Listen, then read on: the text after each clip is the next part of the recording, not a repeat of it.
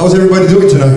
Awesome! I want to welcome you guys to the Sono Consortium, where we're mixing music and some motivation. My name is Momo. Some people like to call me Momo from the MomoZone, and today is Friday the 13th. Let's talk a little bit about that. You know, some people think that 13 is not such a lucky number, and other people love it. I was born on Friday the 13th, number one.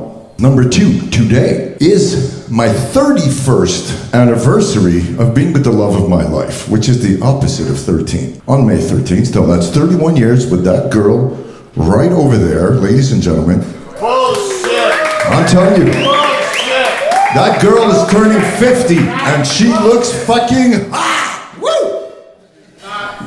Absolutely, no, I'm not bullshitting you, it's the truth. So, 13, not just that, this morning when I got up and I went to get my coffee, the woman handed me the number 13 for me to wait for my breakfast and they were gonna bring it to my table. There are no coincidences, and I believe that it's all about perception. Is your drinking glass half empty or is it half full? You know, and there's very many ways of looking at luck, you know, because luck, to me, is like a muscle. Some people have a different version of what they think luck means. Well, let's talk about this. If you're walking down the street and a pigeon takes a shit on your head, what's gonna happen?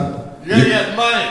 Well, you're gonna say, fuck, I can't believe a pigeon shit on my head. This is one of the grossest things that ever happened to me. Or you're gonna say, damn, this is my lucky day. Different perception. Some people are gonna think that lucky is when you're walking down the street and you get to meet an old squeeze that you haven't seen in a long time. Say, oh, let's go out for a coffee. And then, oh, let's go. And you wind up in the bedroom and you're sitting there getting a blowjob. And then you realize as you're walking out, damn, that was lucky.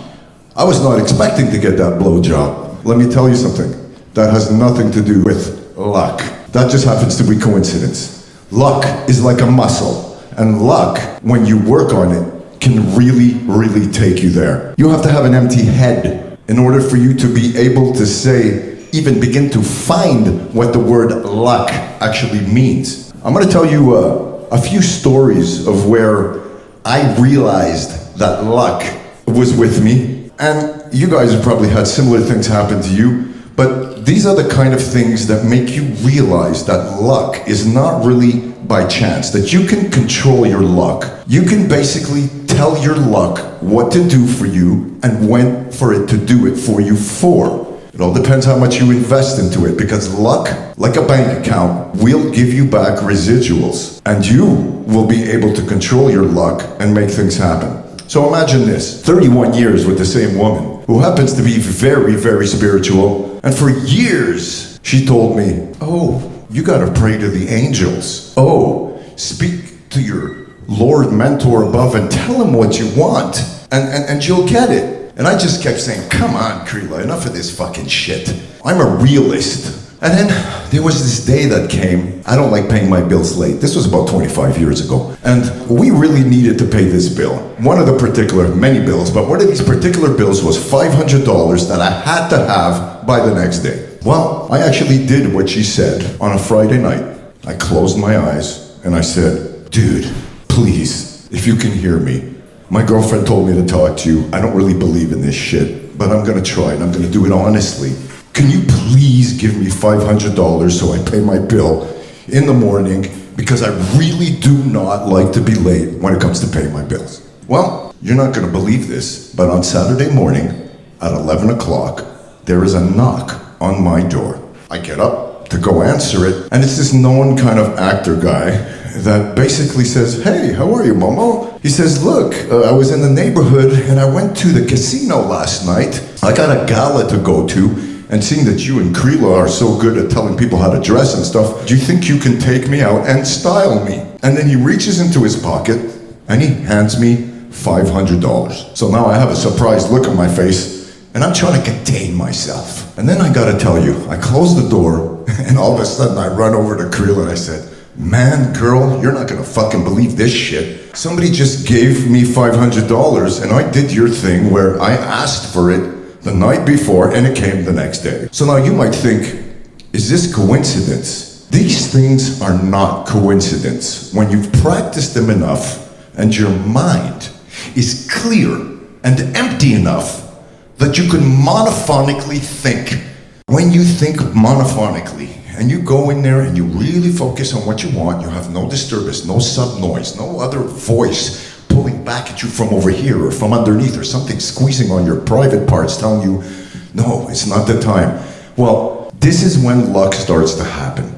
So, as things went on, I was able to understand that initial feeling. It's kind of like before you're gonna get sick or you're gonna puke.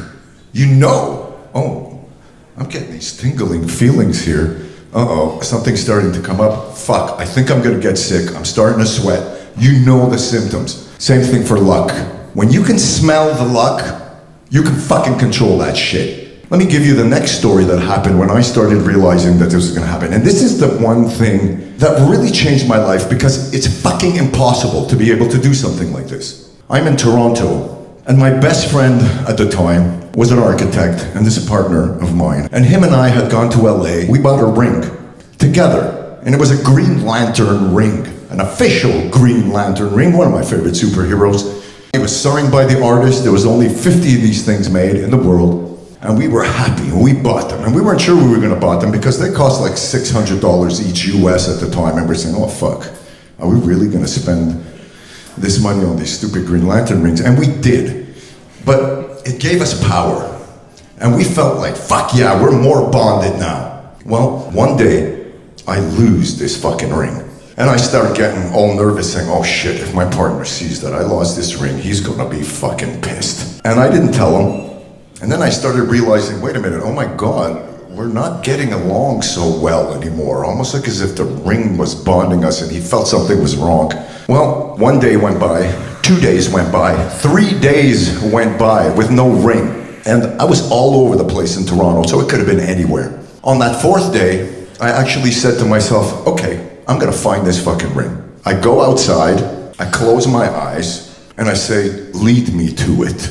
Now, how is that possible? I have a GPS that is locked to this ring because I have so much emotion for it that I'm now going to find it. I have to tell you, part of my mind really wanted to find this ring, and the other part of my mind said, I'm not so sure this is fucking gonna happen, bro. But I don't like to give up.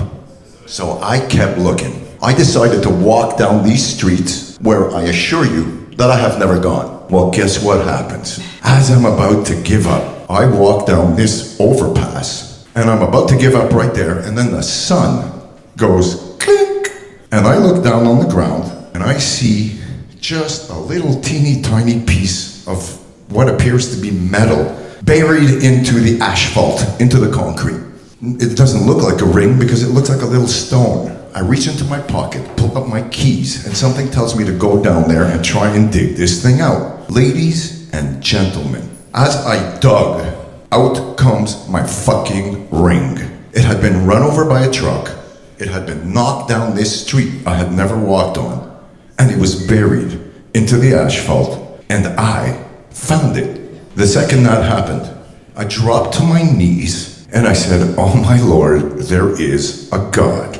Now, I'm not trying to Bible thump on anybody, but I gotta assure you that luck is something that happens when you fucking follow through. Not when you follow through half-ass, when you follow through all the fucking way. Just when you think you're serious enough, you are not that serious because you gotta be more serious than your present version of serious in order for luck to understand that it wants to be good to you, that it wants to give you interest, that it wants to go out there and make your dream come true.